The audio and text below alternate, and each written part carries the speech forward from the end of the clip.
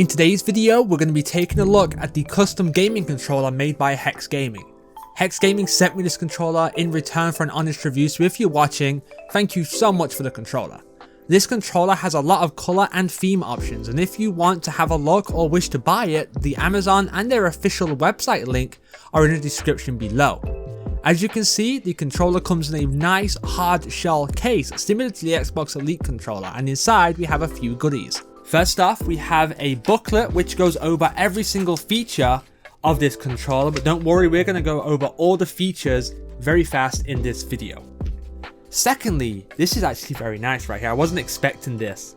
There is a 6-month warranty on this controller. It tells you exactly how to activate the warranty. If you've had custom controllers in the past, sometimes it can be a pain to get the manufacturer to replace or fix the controller, and these guys have a 6-month warranty, which is really nice. Then of course we have some different length thumbsticks inside this rubber box at the bottom of our packaging.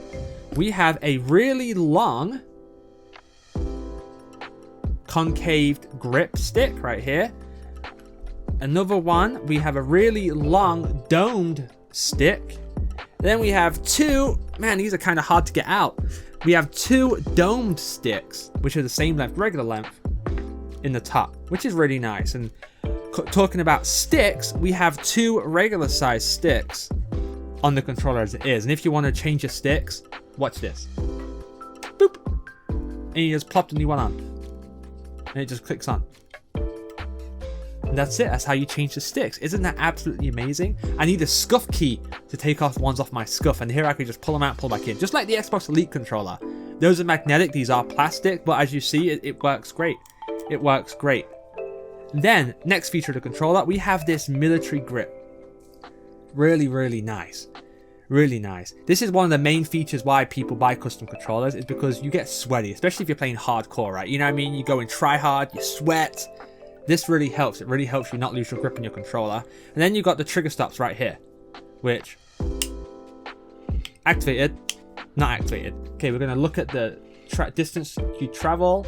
There's no trigger stop, so it's regular PS4 controller. With them on, so you're reducing your travel time by about 50%, which leads to faster reaction and stuff like that in FPS games and stuff. And then you have the two back buttons, which are placed very well, and they're not straight either. They're actually, if you can see, they're actually like curved, and your fingers when you play, they fit perfectly right on the back of the controller. Yeah, that is nice. That is nice. This controller also apparently has built-in remapping mode.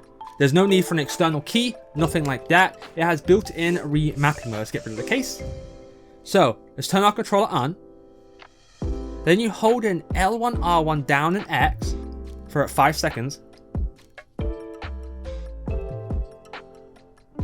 Now we're in remapping mode. So now whatever button you want to assign to one of these triggers, you hold in the input button. Then you hold in the paddle, the button you want to assign it to. Once you do, it'll blink a few times blue. Then it's assigned. Then to exit remapping mode, you're holding L1, R1, down, and X.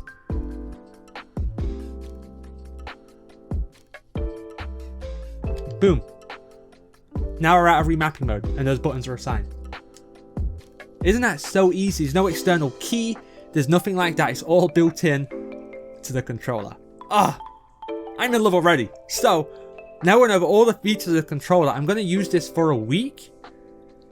Then I'm going to come back to you guys and tell you my experiences. So here we are 1 week later, and I've been using this controller in both multiplayer and Warzone, and here are my experiences. The removable sticks on this controller are compatible with control freaks, which is really nice, because a lot of people, including myself, use them a lot. So that is a very nice feature to have. I was kind of scared they were going to make you go on their website and buy their own type of add-ons or whatever, but it's really nice they made them compatible with an accessory a lot of people that play FPS games use. The removable concave sticks that also came with the controller have a little bit of extra grip in the middle, which I did really enjoy.